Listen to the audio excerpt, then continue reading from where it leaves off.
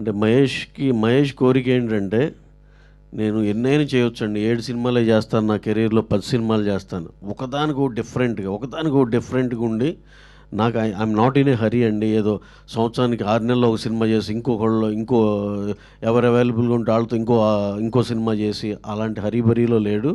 అతని కోరిక ఏంటంటే సుకుమార్ గారి లాగా ఆర్య, 100% లవ్, ఉన్నట్టుండి నానక ప్రేమతో, రంగస్థలం, అలా డిఫరెంట్గా పుష్ప, అలా డిఫరెంట్గా చేయాలి అనే దాంట్లో ఉన్నాడు. కాకపోతే ఈ న్యూ జనరేషన్లో డెఫినెట్గా we hope he will achieve his టార్గెటో గోలో అనుకుందాం. అలా 10 సినిమాలు చేసిన నా కెరీర్లో ఒకదానికొకటి డిఫరెంట్గా చేసి మంచి సినిమా చేసేటని గుర్తుండిపోవాలనేది అతని కోరిక. అందుకు ఇలాంటి డిఫరెంట్ ఎమోషన్ సినిమా పట్టుకున్నాడు. So biopic of a fan అని చెప్పారు, ఆంధ్ర కింగ్ తాలూకా. సో మీకు ఆ థాట్ ఎలా వచ్చిందంటే, లైక్ మీరు రియల్ లైఫ్ సిచ్యువేషన్స్ చూస్ చేశారా, లేకపోతే was it a fictional one? It is a fictional story అండి. అంటే రియల్గా ఈ సాగర్ అనే క్యారెక్టర్ అయితే రియల్ లైఫ్లో లేడు, కానీ సాగర్లో మన అందరూ ఉంటాం, ఇంక్లూడింగ్ మీ. సో నేను కూడా ఒకరికి అభిమానించిన వ్యక్తినే. సో అయితే ఈ కథ నేను డైరెక్టర్ అవుదాం అనుకుంటున్న తర్వాత కథలు అన్వేషించాం, బట్ కనెక్ట్ అవుతాం ఏదో ఒక పాయింట్కి, దీని మీద ఎందుకు కథ రాయకూడదని అనిపిస్తుంది. అలాంటి ఒక సంఘటన అయితే జరిగింది. సేమ్ సినిమా హాల్లో కూర్చున్నాను, ఫ్యాన్స్ మనలాగే అందరూ వీళ్ళు గోల, ఆ డైలాగ్స్కి వాళ్ళు కనెక్ట్ అయ్యే విషయానికి. అప్పుడు నేనున్న మైండ్ సెట్కి ఎందుకో నేను సినిమా కన్నా కూడా వీళ్ళందరినీ చూస్తున్నా. సో వీళ్ళిద్దరి మధ్యన ఏంటి అసలు, అతను ఎక్కడో తెరపైన కనిపిస్తున్నాడు, ఇక్కడేమో థియేటర్లో కూర్చుని ఈయన అంతా ఓన్ చేసుకుంటున్నాడు. సో అసలు ఫిజికల్ కాంటాక్ట్ లేకుండా, పర్సనల్గా అతను మీ పేరు తెలియకుండా, అంటే టీజర్లో చెప్పినాడు నువ్వు ఒకడు ఉన్నావని అతనికి కూడా తెలియదు. సో ఆ థాట్ నుంచి ఈ రిలేషన్షిప్లో ఇన్నోసెన్స్ ఉంది, అగ్రెషన్ ఉంది, లవ్ ఉంది, అన్కండిషనల్ లవ్ ఉంది, ఒక సాక్రిఫైస్ ఉంది, సో మెనీ ఒక రిలేషన్లో అన్ని ఎమోషన్స్ కనిపించినాయి. So there lies the story, అక్కడ ఒక కథ గ్యారంటీ ఉందనే ఫీలింగ్ వచ్చింది. From there I think I developed the story, ఇది ఎట్లా చెప్పొచ్చు అని అనిపించింది. హాయ్ సార్, నా పేరు క్రాంతి, టీఎఫ్ఐ తాలూకా. మెయిన్ పేజ్ వచ్చేసి ఊరెళ్ళిపోతాం మామ. డైరెక్టర్ గారు, ఫస్ట్ మీకు క్వశ్చన్. ఆ టైటిల్ చూస్తున్నప్పుడు ఆంధ్రాలో 2 ఏళ్ళు బాగా హైలైట్ అయ్యి ఉన్నాయి. అంటే మీరు అల్లు అర్జున్ ఫ్యానా, లేకపోతే మధ్యలో ఉన్న ఎన్డీహెచ్ఆర్ఏలో ఇంద్ర అనే పదం వస్తుంది, సో మీరు మెగాస్టార్ ఫ్యానా, లేదనుకుంటే కింద కింగ్ అని ఉంది, సో మీరు నాగార్జున ఫ్యానా, లేదంటే కింద నా తాలూకా అని ఉంది కాబట్టి మీరు పవన్ కళ్యాణ్ ఫ్యానా, లేదంటే మీ పేరులో మహేష్ బాబు ఉంది కాబట్టి మీరు మహేష్ బాబు ఫ్యానా? I love you brother, I love you.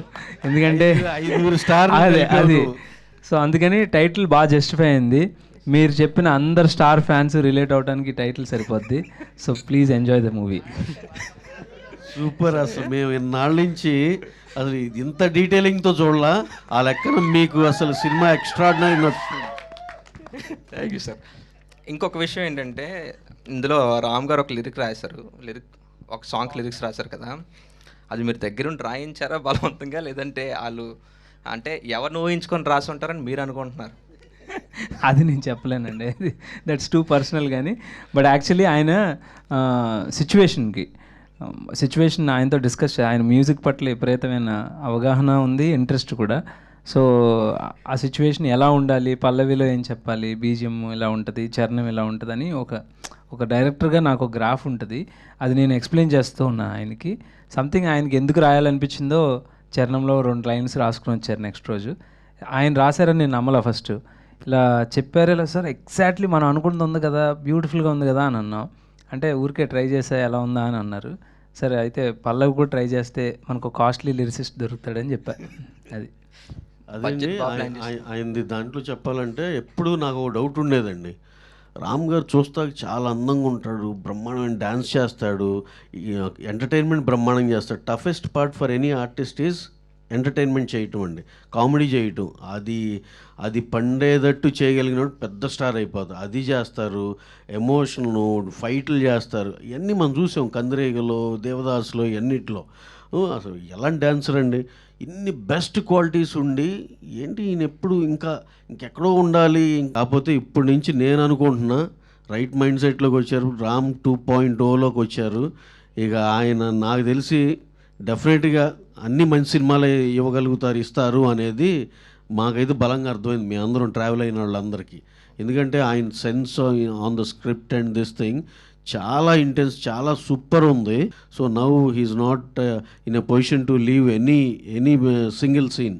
అన్నిట్లో ఆయన అంటే ఇది మళ్ళీ ఇన్వాల్వ్మెంటు ఇది అని కాదు, కానీ బ్రహ్మాండమైన ఇన్పుట్స్ ఇచ్చారు. He's definitely very good script judger, ఇంక ఏదైనా అనుకోవచ్చు దాన్ని. ఓకే, లిరిక్స్ రాసినందుకు మీకు బడ్జెట్ కూడా మిగిల్చినట్టున్నారు కదా. యా మరి దానికి కూడా ఏదో అగ్రిమెంట్కి ఏదో ఇవ్వాలని చెప్పి ఆ పాట అయిన హిట్కి ఆయన 5 లక్షలన్నా ఇవ్వాలి, 1116 వేసుకున్నారు. వేసాం ఎందుకు అంటే మన అగ్రిమెంట్ పంపించాలిగా, ఎంతో కొంత వాల్యూ వేయాలిగా. He never demands anything. చాలా చాలా కంఫర్టబుల్ హీరో అండి. We love a lot Ram గారిని. అంటే ఇక్కడి నుంచి కూడా మేము we're planning to do in future so many films from now with Ram garu. ఆయన అంటే ప్రొవైడెడ్ ఆయన ఓకే, ఆయనకి కథ నచ్చి సరే ఓకే డన్ అనుకోవాలి, ఇంకో వర్షన్ కూడా అవతల సైడ్ ఉంటుంది. కానీ ఈ సినిమా ట్రావెల్తో we can't afford to leave him అండి. మీరు ఇంకా డైరెక్టర్ గారు మీరు చెప్పలేదు ఎవరి ఫ్యాన్ ఇంకా? నేను పవన్ కళ్యాణ్ ఫ్యాన్. సార్ పుష్ప 3 ఎప్పుడు ఉంటుంది సార్? పుష్ప 3 ఒక ప్రాబ్లం. ఇప్పుడు ఇంకోటండి, మా నిన్న ఏదో దీనిలో అల్లు అర్జున్ గారు ఆయన నిజంగా మమ్మల్ని పిలిచి 1, 2 ఇచ్చారు. We're very happy for whatever he has done to us. ఆయన he's like our family member. ఎక్స్ట్రాడినరీగా ట్రీట్ చేశారు మమ్మల్ని. అలాగే పుష్ప 3 ఇంకొక సుకుమార్ గారు మేము కలిసి మా mega power star Ram Charan గారితో చేసే సినిమా తర్వాత పుష్ప 3 ఉంటుందండి. ప్రాబ్లీ 27 ఎండ్కో ఎప్పుడో బిగిన్ అవుతుందండి. You can hope biggest film, ఇక దాంట్లో అయితే డౌట్ లేదు. సుకుమార్ గారు ఆల్రెడీ ఒక సెటప్ కథ అంతా కూడా వేసేసుకుని రెడీగా ఉన్నారు. బట్ ఇన్ బిట్వీన్ మేము ఇప్పుడు ఇంకా చాలా కాంటెంపరీగా బ్రహ్మాండమైన కథతో రామ్ చరణ్ గారితో సుకుమార్ గారు డైరెక్షన్లో చేయబోతున్నాం. ఆ సినిమా కూడా ఇంక తెలుసు కదా, సుకుమార్ గారు రామ్ చరణ్ గారు కాంబినేషన్ అంటే ఎలా ఉంటుందో. డెఫినెట్గా వీల్ అచీవ్ దట్ అండి. Thank you sir. ఇందులో పవన్ కళ్యాణ్ గారి రిఫరెన్స్ ఏమైనా ఉందా సార్? మీరు కూడా పవన్ కళ్యాణ్ ఫ్యానే కదా సార్? అంటే పవన్ కళ్యాణ్ గారి రిఫరెన్స్ ఏం లేదండి. అంటే I mood on much more. అంటే నేను ఇప్పుడు యాక్చువల్లీ సినిమాకి అభిమాని అనేది చెప్పడం కరెక్ట్. డెఫినెట్గా మనం కాలేజ్లో చదువుకుంటున్నప్పుడు మన చిన్నప్పుడు ఒక హీరో ఉంటారు మనకి, అది నాకు Pawan Kalyan undoubtedly. And then ఇప్పుడు నాకు స్టోరీ టెల్లింగ్, సినిమా డైరెక్షను, ఇది నా పిచ్చి. సో పిచ్చి మారిపోయింది అంతే, మీరేమనుకోద్దు. తర్వాత ఆయన రిఫరెన్స్ అంటే డెఫినెట్గా నేను ఆయన ఫ్యాన్ కాబట్టి few instances that happened in my life దాన్ని ఇంకొకలాగా ఆర్టికులేట్ చేసి ఆ సీన్ రాయటం జరిగింది. ఒక 2-3 సీన్స్ ఉంటాయి అలాగా. అంటే నా లైఫ్లో కూడా జరిగినాయి అలాంటి ఇన్స్టెన్సెస్ అవి. అండ్ ఉపేంద్ర గారిని ఎందుకు క్యాస్ట్ చేసుకున్నారు సార్? అంటే తెలుగులో చాలామంది యాక్టర్స్ ఉన్నారు కదా, అంటే అదే ఇప్పుడు ఆయన చెప్పారు చూడండి, అల్లు అర్జున్ నుంచి మొదలెడితే అందరు స్టార్స్ పేర్లు చెప్పారు కదా, అలాగా ఇది ఒక స్టార్కి అప్లికబుల్గా ఉండకూడదు. అందరు స్టార్స్ని మనం ఒక పర్సన్లో చూసుకోవాలి. ఐ థింక్ అది ఉపేంద్ర గారికి ఒక న్యూట్రల్ పొజిషన్లో అందరం ఇష్టపడే వ్యక్తి కావాలి, దానికి డివైడ్ అవ్వకూడదు అనేది ఒకటి. రెండోది, ఈ సూర్య అనే క్యారెక్టర్ ఏదైతే ఉందో అది రిజంబ్లెన్స్ ఆఫ్ ఎనీ స్టార్ కాదండి. మన ఎగ్జిస్టింగ్ స్టార్లో ఉన్న ఒక్క పర్సన్ మాత్రమే రిజంబుల్ చేయడం కాదు, అది టోటాలిటీలో ఒక స్టార్ ఇలా ఉంటే ఏంటి అనేది ఒక ఇమాజినరీ క్యారెక్టర్. సో దాన్ని ప్లే చేయడానికి న్యూట్రల్గా ఉండాలి. మనం ఎక్కువ వాళ్ళ సినిమాలని కానీ వాళ్ళ లైఫ్ని కానీ రెఫరెన్స్గా తీసుకుని అయితే ఈ సినిమాలో చూపించట్లేదు.